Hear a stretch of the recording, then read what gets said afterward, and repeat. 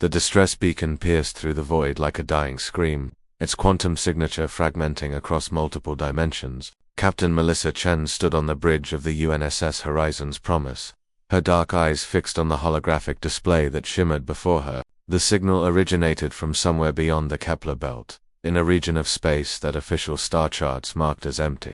"How long has it been broadcasting?" she asked, her voice steady despite the unease creeping up her spine. Jack Morrison, her second-in-command, manipulated the haptic interface with practiced efficiency. Data streams cascaded across his neural implant, flooding his consciousness with raw information. 17 hours, Captain. The signal's degrading fast. Whatever's out there won't last another day. Melissa's jaw tightened. They were 3 weeks from completing their deep space survey mission, 3 weeks from returning to Earth. Protocol dictated they report the beacon to command and continue their assignment. But protocol had been written by people who'd never heard a cry for help echoing through the stars. "Set an intercept course," she ordered. "Maximum burn." The Promise responded instantly, her fusion drives igniting with controlled fury. The crew moved with the synchronized precision of a well-oiled machine, each member understanding the weight of their captain's decision. Jack caught Melissa's eye and nodded once, a gesture of trust that needed no words. 6 hours later, they found it. The alien vessel hung in space like a dying leviathan, its hull fractured and hemorrhaging atmosphere in ghostly plumes that crystallized in the absolute cold. The ship's architecture defied human understanding. Organic curves melded with geometric impossibilities, materials that seemed to exist in multiple states simultaneously. It was beautiful and terrible, a monument to a civilization humanity had never encountered. "Life signs," Melissa demanded, leaning forward in her command chair. Jack's face went pale, his neural implant struggling to process the data. "Captain, I'm reading 50,000 individual but all juvenile, ages ranging from what we'd consider infants to pre-adolescents." He paused, his voice dropping to a horrified whisper. "There are no adults aboard." The bridge fell silent. 50,000 children, alone on a dying ship in the void between stars. Melissa's tactical officer, Lieutenant Ramirez, broke the silence. "Captain, that ship is coming apart. Hull integrity is at 18% and falling. They have maybe 12 hours before catastrophic decompression." "Can we evacuate them?" Melissa asked, though she already knew the answer would be complicated. Jack was already running calculations, his fingers dancing through holographic interfaces. "The Promise can hold maybe 500 comfortably, 800 in an emergency. We'd need—" He trailed off, the mathematics painting an impossible picture.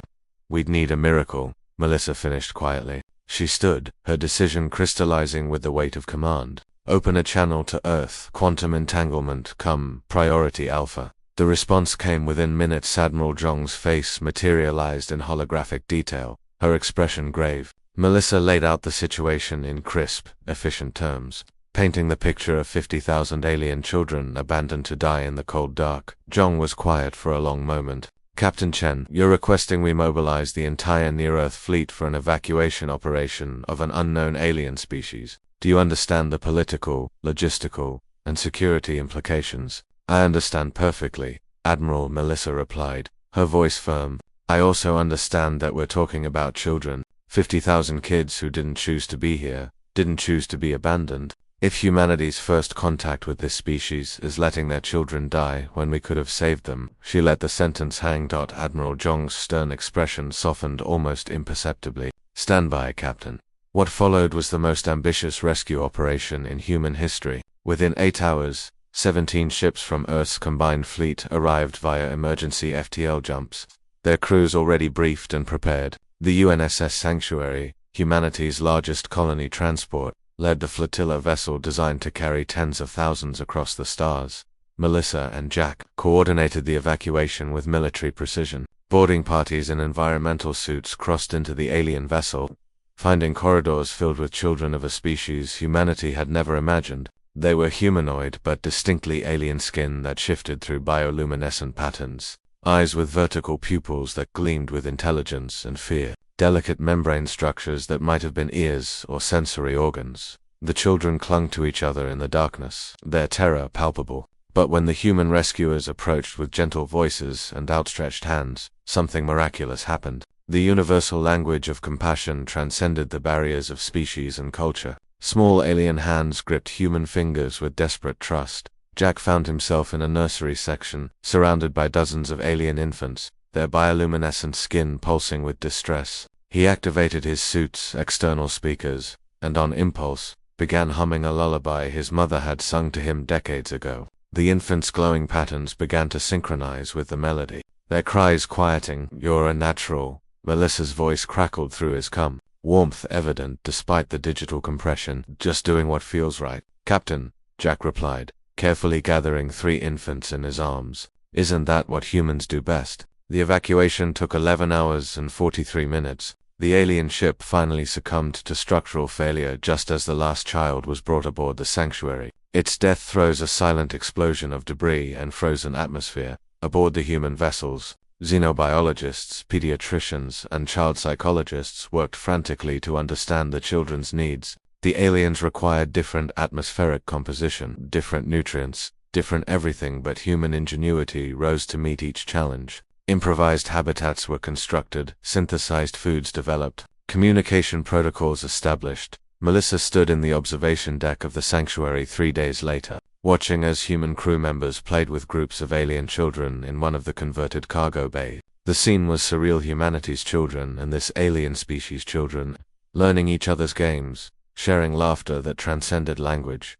Jack joined her, 2 steaming cups of coffee in hand. "Command just transmitted the latest. Earth's Council voted unanimously. We're adopting them, all of them. Every nation is taking responsibility for groups of children until we can locate their people." "And if we never find their people?" Melissa asked quietly. "Then they're human now," Jack replied simply. "Not genetically, but in every way that matters. They're ours, and we're theirs." Melissa thought about the aliens who had abandoned these children, whether through cowardice, desperation, or circumstances humanity couldn't comprehend. She thought about the choice her species had made when faced with 50,000 lives hanging in the balance.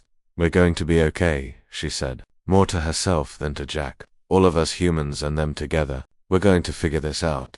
Below, a human toddler and an alien child of similar age sat together, sharing a toy and giggling at some joke only they understood. The future was uncertain, filled with challenges humanity couldn't yet imagine. But in that moment, watching 2 species bridge an impossible gap with nothing more than kindness and hope, Melissa knew one truth with absolute certainty.